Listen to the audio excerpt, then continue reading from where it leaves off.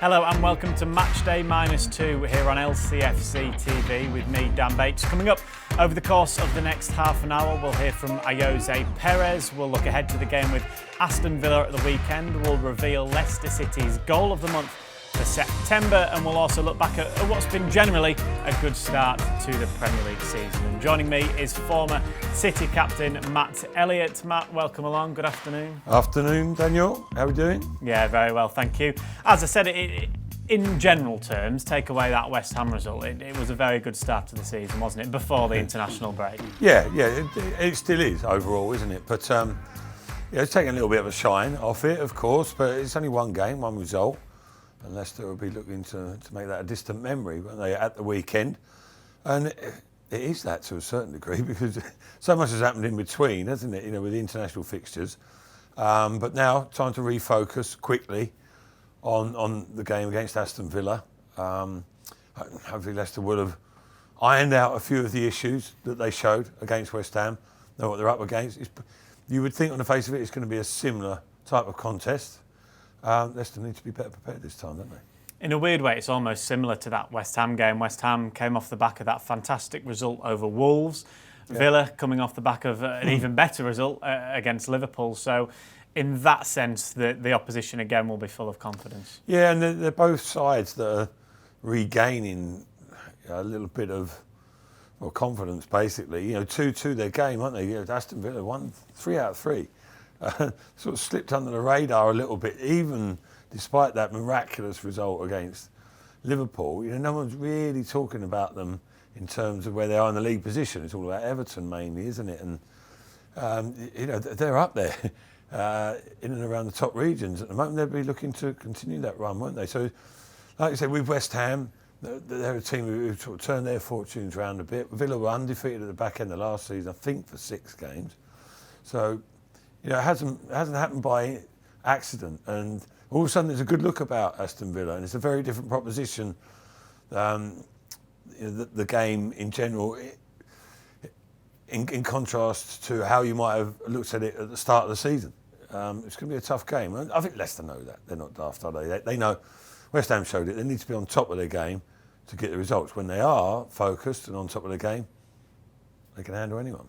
What do you think happened in that game against West Ham from a Leicester point of view? Because I think it's fair to say they just weren't at the races, were they, for the full 90 minutes? Yeah, it is strange. It is strange, isn't it? Because, it's happened numerous times, the different teams in different eras, and your preparation is just the same, and you'll convince yourself that, you're looking to the game, you're approaching it in the right way, and collectively it's just not there on occasion. But I'm sure Brendan Rodgers, experienced, talented coach that he is, he'd been wary of the pitfalls and trying to get the lads rallied up, and so there wasn't after the Lord Mayor's show scenario after the brilliant result against Man City, but that proved to be the case, didn't it? And I don't know. Individual, not mistakes as such, but loose play as cost Leicester as well. But it was collectively, it just wasn't happening all over the pitch, was it? And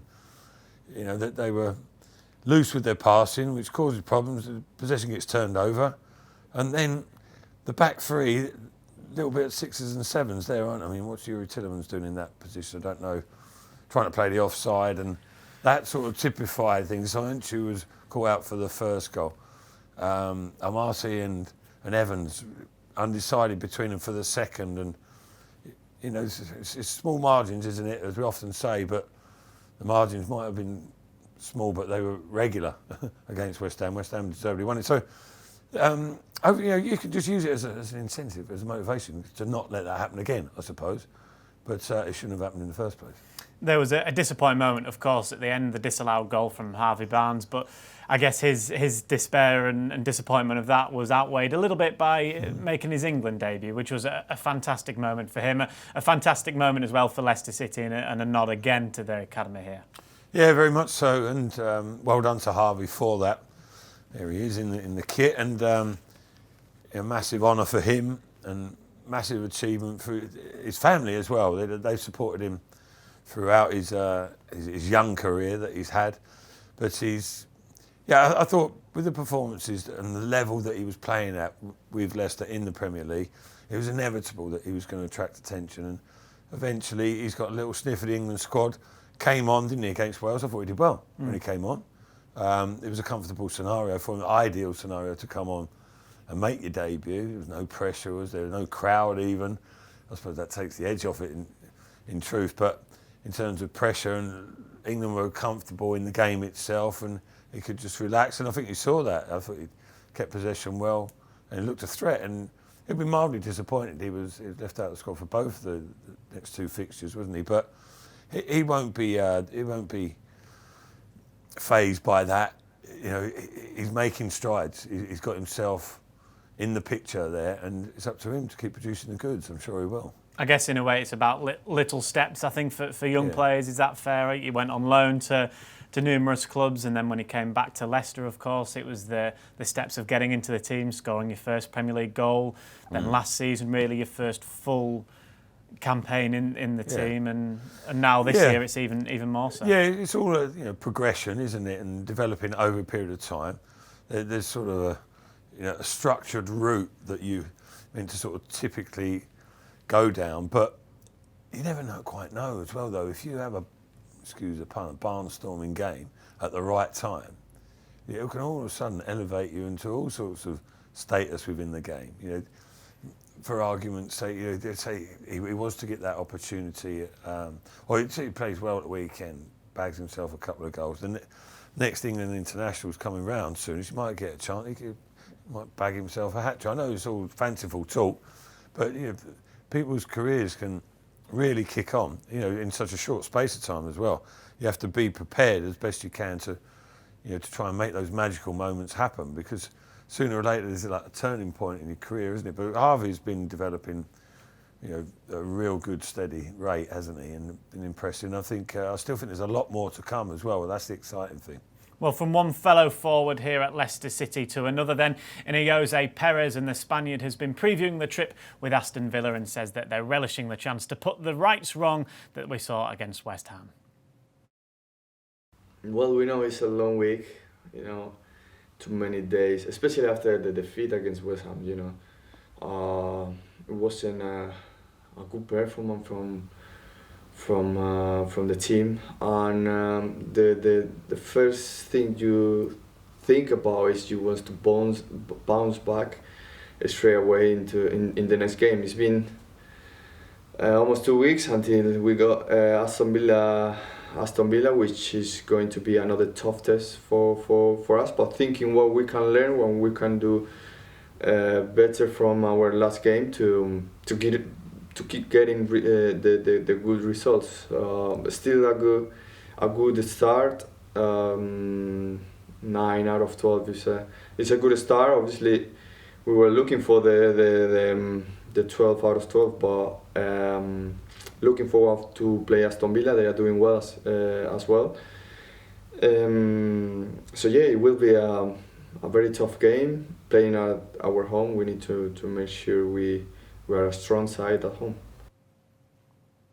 Jose Perez there speaking to LCFC TV. I might as well say it now, Matt, before you do. Now, of course, Leicester will be looking to right the wrongs of the... Say a word, Dan. It's quite a short programme. We haven't got time for interludes like that, but yeah, sort yourselves out. Come on. You're the main man here. It's me that makes the mistakes.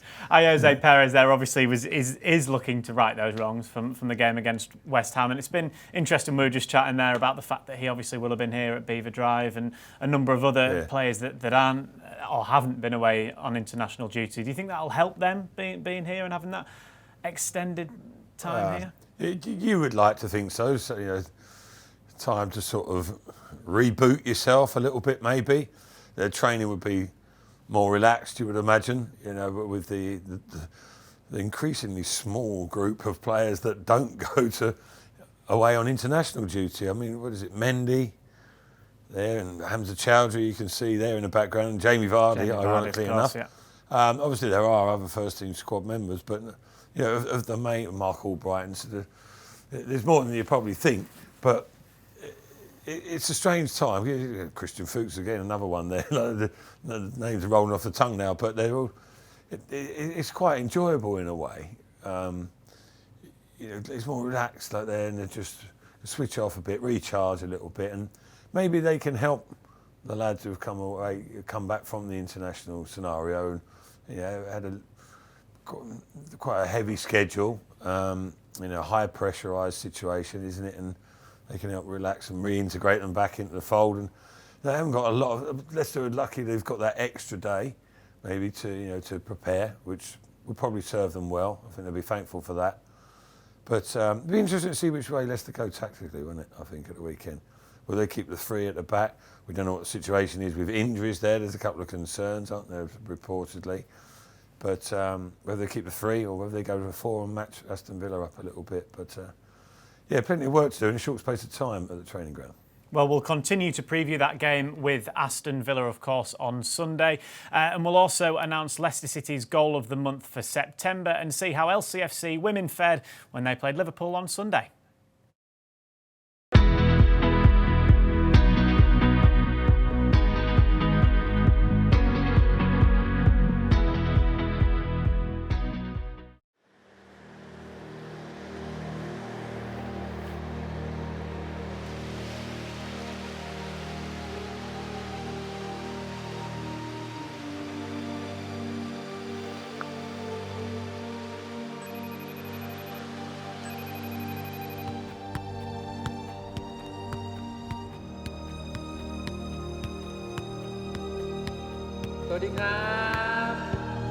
Oh, hello.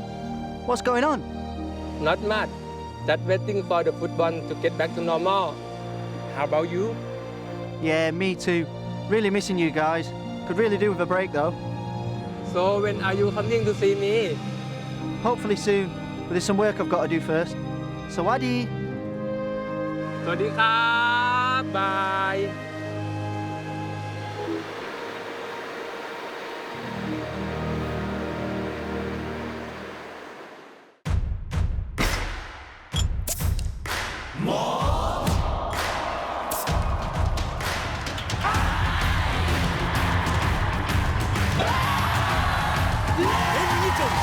nhất trong biết Sài Gòn.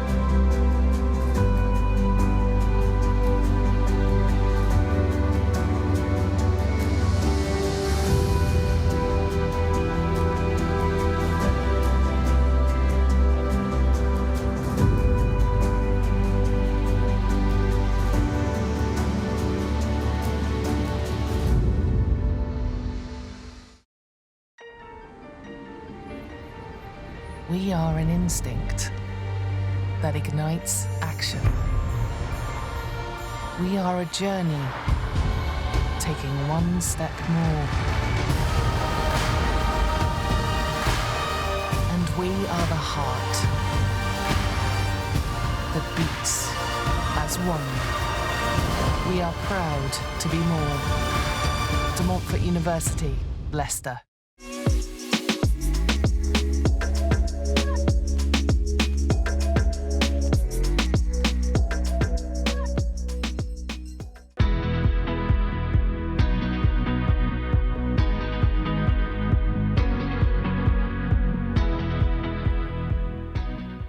Well, Welcome back to Matchday -2 here on LCFC TV with me, Dan Bates, and Matt Elliott. And before we look ahead to that game with Aston Villa on Sunday, LCFC women were celebrating big on Sunday because they beat fellow promotion chasers Liverpool 2-1. Bailey Gale can turn. Keeps coming back the way of the team in blue, and here's Paul once again. That nifty footwork as she looks to create an opening. It's supported by De Graaf. Her ball in. That's a good touch. It's Bailey Gale. Oh, it's a wonderful goal into the top corner. They were patient in the build-up. It all started from the goalkeeper, and they've worked it through the thirds. And then a tremendous finish from Paige Bailey Gale, last season's leading goal scorer. Well, no wonder they're dancing with delight. She's off the mark for the first time this season, and it is a wonderful goal. The first touch set up the opening, and then she's picked the spots in the top corner of the goal, finishing off a fine team move by giving Leicester City the lead against Liverpool. Bounce over Smith. Leicester still have it.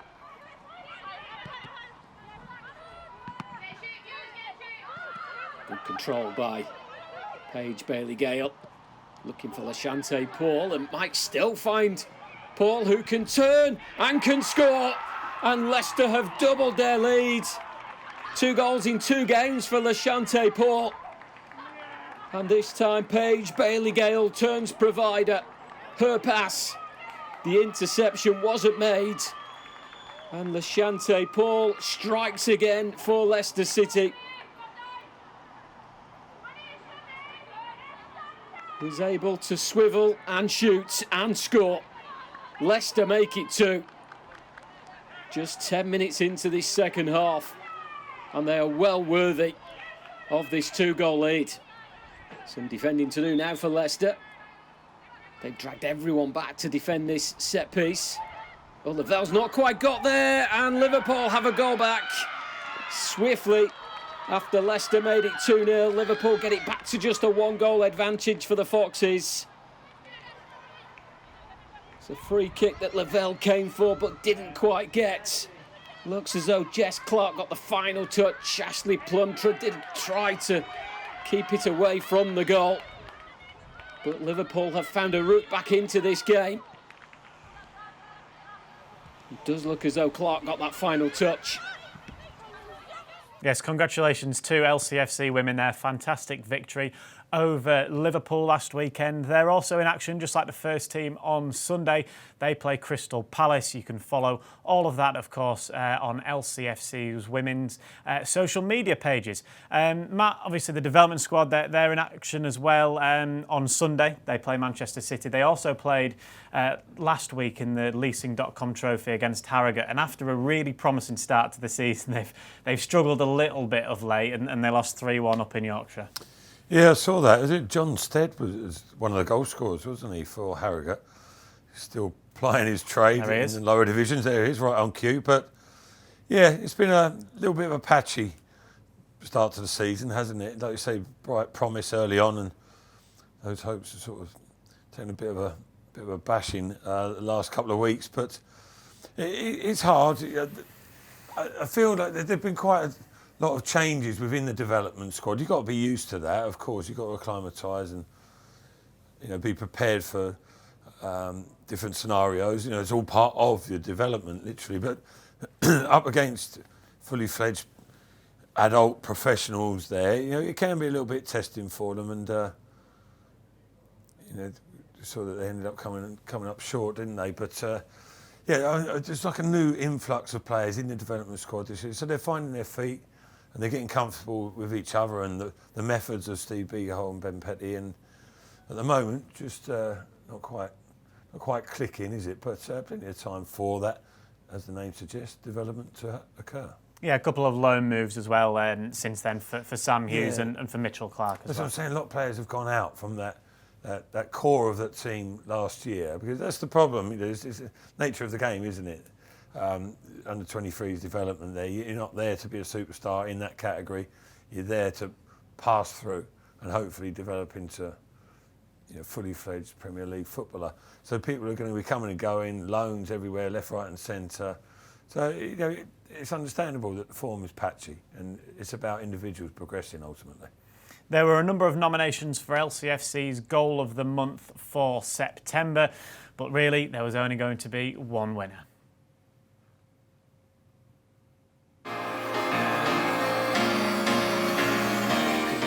James Maddison, the space here for Maddison to maybe create some magic of his own from outside the penalty area. Maddison, oh, he has! It is absolutely magical from Maddison. And Leicester will surely make it 3 from 3 at the start of the Premier League season. The substitute picking up the ball outside of the penalty area on the left-hand side, and right-footed has fired it into the top corner beyond Edison. It's 4-1 to Leicester City at the Etihad Stadium, and it is James Maddison with a special goal.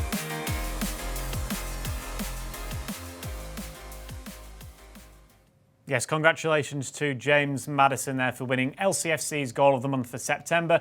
Of course, he also won the Premier League Goal of the Month with that strike as well. So well done to him. Well done also to Kevin Cook, one of the many Leicester fans that voted for that goal on lcfc.com. You won our competition as well, so well done to you. Thoroughly deserved, Matt, you have to say, James Maddison and that strike there. There was a few other nominations that could well have been in there. Jamie Vardy second against Man City, of course, probably.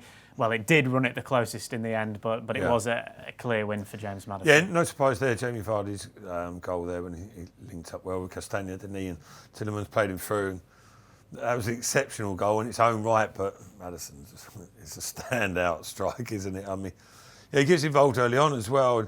It's just his impudence, really, isn't it? And, you know, and his confidence and belief in himself.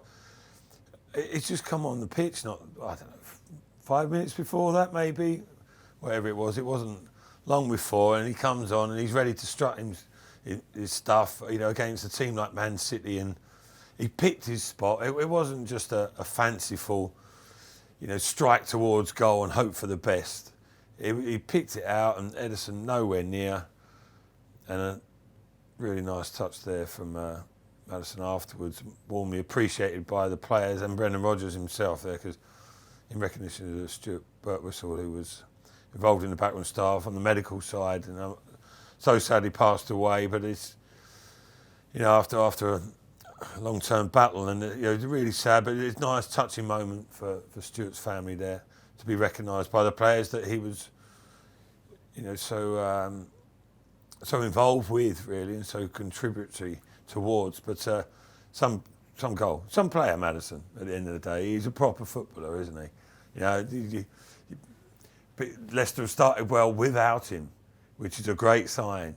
But he's too good a player not to be involved for too long, isn't he? And he's a proper talent. Yeah, hopefully Leicester fans will be hoping to see him in action against Aston Villa. It'll be an intriguing little battle if he is. Obviously, there's the whole Grealish versus Maddison debate, and I know they're very good friends as well, but two very exciting young English players as well could potentially be going head-to-head. Yeah, got a certain profile as well, haven't they? And predominantly for their football ability. But they looked the part as well, didn't they? A couple of boy band members, and you know, apparently reasonably close friends, or they bump into each other on a holiday, etc. But they look like they enjoy playing football. They're just, you know, a couple of lads off the street scenario, really, isn't it? You can add him into that as well, Ross Barkley. I mean, well, harping back to a point earlier, that Villa are looking like a proper side with a couple of additions they've got now. Well, more than a couple, isn't it? Watkins in there, and Barkley, and Matt Cash has slotted in well at right back, and you know, they've got a solid look, and McGinn's back from injury. But listen, Maddison and Grealish, there's bound to be comparisons. They're different types of players. Grealish probably a little bit more explosive, but Maddison, he's just got his technique. He's right up there with the best in the league, isn't it? He doesn't have the pace or the power maybe that Grealish has, but technically he's got so much to offer. And yeah, it'd be nice to see them both out in the field of play, having a bang at each other, you know, trying to impress, but whatever. But it should be some sight to behold. Yeah. I guess in a purely footballing sense, it'd almost be better to compare Harvey Barnes and Jack Grealish, because they both predominantly come in off that left-hand side. They're both quick and strong dribblers as well. Well, yeah. Maddison sort of tends to end up playing with Leicester more often than not. He can play a variety of roles, can't he? But sort of left-hand side of the midfield, doesn't he? 3 when they've had a 3 in their Leicester, or he can go in as a 10 role. Yeah, different players, Barnes and Grealish, aren't they? But similar positions. I see what it's, Grealish sort of encapsulates, without being too complimentary to an Aston Villa player, he's got a bit of Barnes in him and a bit of Maddison, hasn't he? And for me, he sort of merges the two a little bit. And it was mystifying that he wasn't involved more in the 2 internationals subsequent to his first full debut, I think it was, where he was really impressive. But Maddison's going to have to do well to get into the England squad, never mind the team, though, because there's so many players these days, aren't there? But he's capable of it. He's got the ability for sure. So stopping Grealish, obviously stopping Barkley, stopping Watkins, important for Leicester. But going forward, Aston Villa will be equally wary of the threat that Leicester can pose. Yeah, of course. They know each other pretty well. They played each other 4 times last season, didn't they? And varying results. And in the league, though, it was strongly in Leicester's favour. Yeah, it was. Yeah, but again, that'd be interesting to see. Talking about how Leicester will approach the game. So how will Aston Villa? Because they got more joy when they played 3 at the back. But I think this season they haven't been playing 3 at the back regularly, as far as I'm aware, as I understand it. So it'd be interesting to see how they look at it. And there's a bit of a tactical battle going on, but. Villa are a different proposition this year to last. I think that's quite clear. I think going back to Leicester going forward, obviously, we know they can hurt teams. We saw that against Manchester City. We saw it in the other 2 games as well, of course, that Leicester won. They scored a ridiculous amount of goals, didn't they, in those opening 3 games? And it was summed up by that Etihad performance and proof that they can beat anybody. Is that a polite way of re-asking me the same question you asked me before and I didn't answer it? Sorry. Just a little bit.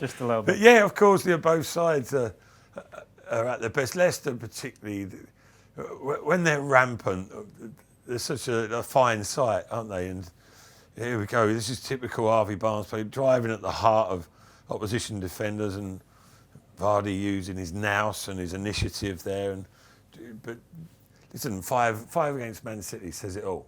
Man City, okay, maybe not the best defensively in some people's eyes, and there's probably an element of truth about that, but at the same time, they don't concede too many too often, do they? And they certainly don't concede 5.